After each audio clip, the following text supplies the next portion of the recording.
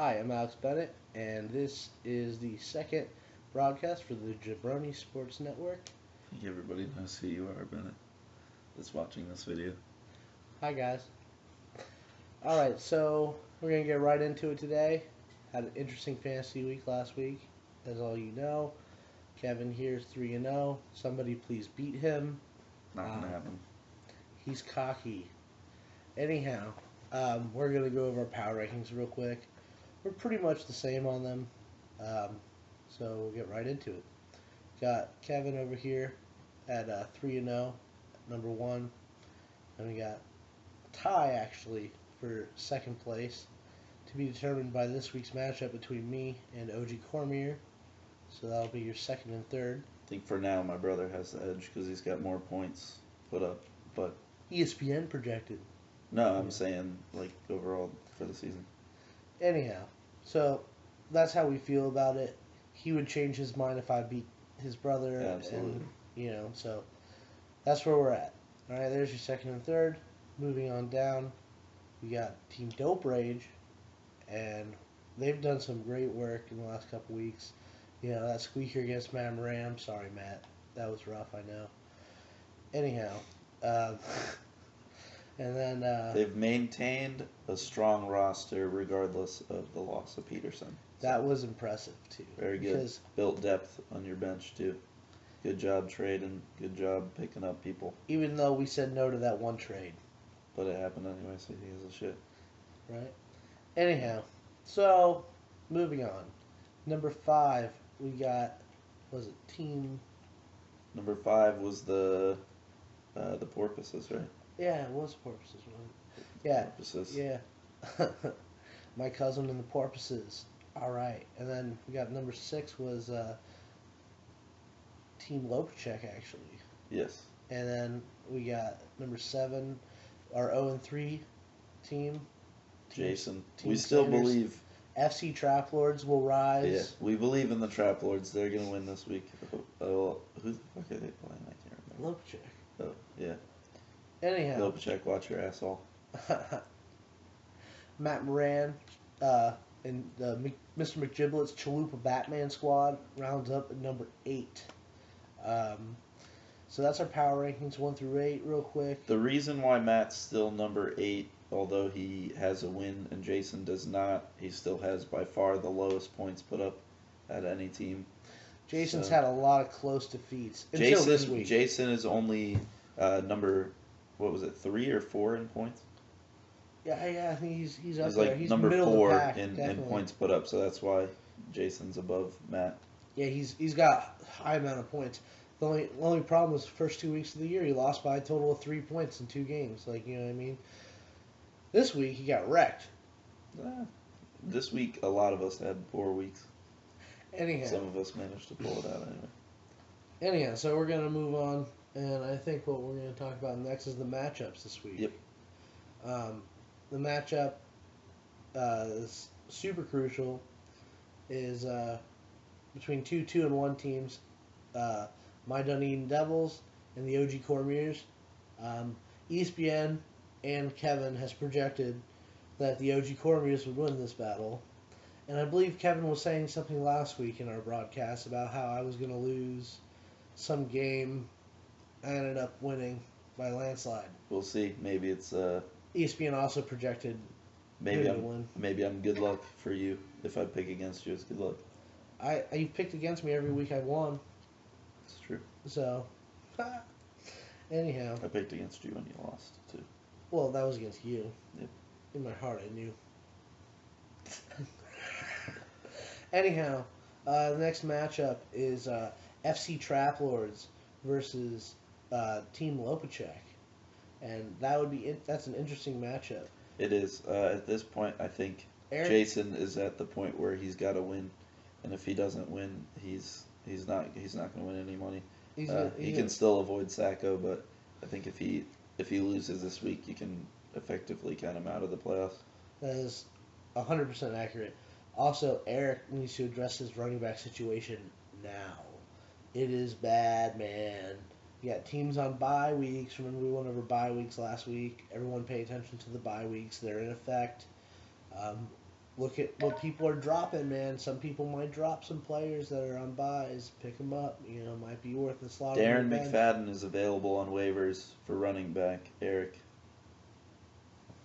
pick him up. He's better than what you have. I forgot the next couple matchups. Do you remember? Jeremy Hill's also available. Oh yeah. There's some other good running backs. Steven Jackson's out there. Yep. He's available. He's projected, 10 points this week? Something like that. Yeah. Against Minnesota, dude, should be easy points for him. Fucking Jackson will run all over them. Yeah. They don't have Jared Allen no more, that defensive line is not going to hold up, man. All right. So anyway, what is our last matchup is... We got 2 more matchups. Oh. Yeah, well, the next matchup is McGiblets, Chalupa Batman versus the Porpoises, military Porpoises. Yep. And that's pretty cut and dry. Porpoises got it. It's not a fair match. Yes, the Porpoises are dealing with bye weeks right now, but Team Chalupa Batman just is not going to have the gas in the tank. He's got so much depth that he's going to win with his backups. So, I mean, it's looking like he's going to be cruising at 500, and it's looking like Matt Moran will be tied for last place with FC Trap Wars this week. I'll agree with that call of the matchup that the Porpoises will probably win. I don't know how close it'll be, though, because it's been a weird year in the NFL so far. There's been a lot of weird games, and fantasy's been pretty close. And anyway, last matchup is between my team and Dope Rage. I think I'll win to cruise to 4-0, even without Peyton Manning and Monte Ball and without Percy Harvin. There's a lot that he's got invested in a couple of teams that have buys right now. So he is at his weakest point right now, as far as, stats. Absolutely. It's going to be the only weekend without Peyton Manning. Yeah, he doesn't have Manning. He doesn't have Ball. He doesn't, Harvin, gone. He's missing crucial dudes to his team. And if West can somehow, tighten up and make some moves, he might very well be able to catch up to Mr. Cormier right here. He could potentially. I think I made enough moves to make it so my team will still win. I think this is the easiest chance any of us will ever have to beat this guy. He's basically benching half of his starters. That's true. So, do or die, right here, right now. Yeah, I like all the matchups this week. We talked about it, how it seems that the best teams are getting put together with the teams record-wise. The best records are getting put against the best records, and the worst against the worst. 3-0 versus 2-1. We got 2-1 versus 2-1. We got 1-2 versus 1-2, and we got 1-2 and 0-3. Yeah. But it'll should answer some questions on whose team should be ranked where after this week is over. So this week will create separation in the numbers. Okay, some of these, not all of them are going to go the same. I mean, you're going to have potentially a 4-0 team and a 2-2 team, and you're going to have potentially a 3-1 team. Well, you will have a 3-1 team and a 2-2 team. It's just a matter of how it's going to go. Yeah. Or you could have a couple teams that turn out to be 3-1. Mm-hmm. You don't know. So potentially we could all be tied up top, 3 people tied for first, or it can get crazy, and we can have some separation at the top, and definite big chance for FC Trap Lords to get their shit together. Absolutely. Big chance. I think they can do it. I think they can pull it off this week. They need to. Absolutely. So you want to move on to pickups? Yeah. Some of the better pickups this week. You had. I had the Falcons pick up Falcons D by Team Lovacek. I think that was good. You trim some of the fat on the bench. They put up a solid game, and they're playing Minnesota. So that defense can honestly, they can get a pick six, or they can get, they can get the sacks, they can get the fumbles, the turnovers. They're aggressive, and they play great pass protection. All right, and they get pressure with those front four. So, you're gonna find out is whoever the fuck the quarterback in Minnesota is gonna be under a lot of pressure, and it's Bridgewater, by the way. Okay, whatever. I don't care. He's irrelevant. Anyhow, and the receivers that he's going to try to throw to are going to be pretty well covered. So it's going to be hard for the Minnesota offense to get anything done, especially since Peterson's been gone and will be gone the rest of the season, pretty sure.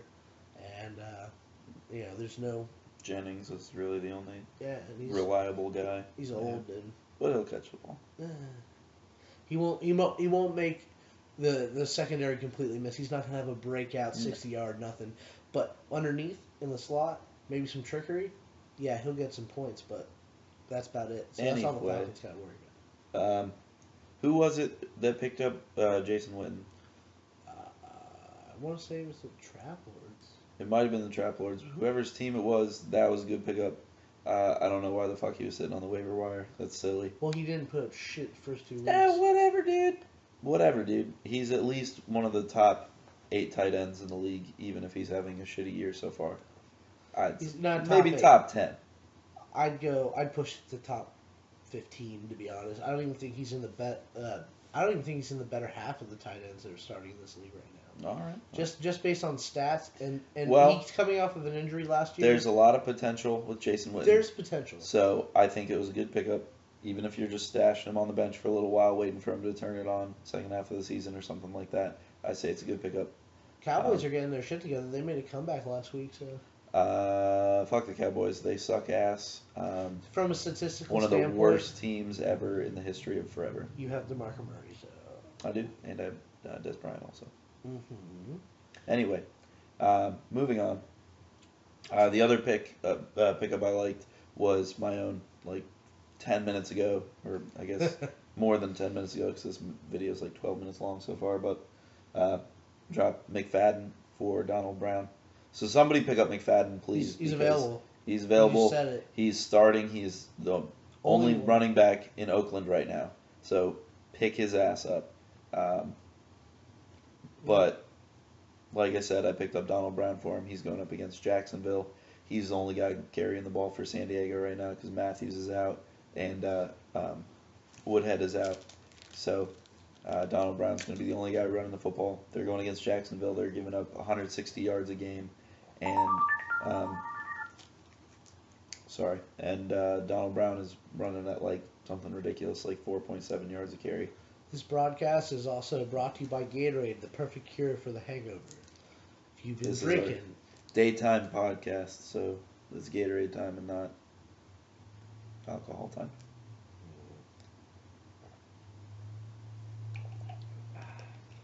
So there was one trade so far this week, and it is by process of elimination the trade of the week. And that was a trade between the FC Trap Lords and the Dunedin Devils. Dunedin Devils managed to pick up Emmanuel Sanders for James Jones. And who was the fucking other guy I traded? James Jones and not Bobby Rainey. It was... Oh, it was Delaney Walker. Yeah, Delaney Walker. Solid top 10 tight end. He's been putting up numbers in Tennessee. He's been doing work. And... I picked him up off waivers in week 2, and he's been doing things ever since. So a whole 1 week. What? A whole week then? No, I mean right after week 1 ended, waiver wire. No, before week 2. Okay. Yeah. So 2 weeks. Well, the season's been 3 weeks, man. Calm down. Anyhow, so that's pretty much all we got, and we're gonna leave it at that. Short video this week. This is your Week 4 preview from the Jabroni Sports Network. And I'm Alex, and this is Kevin. They know that already. And we're signing off.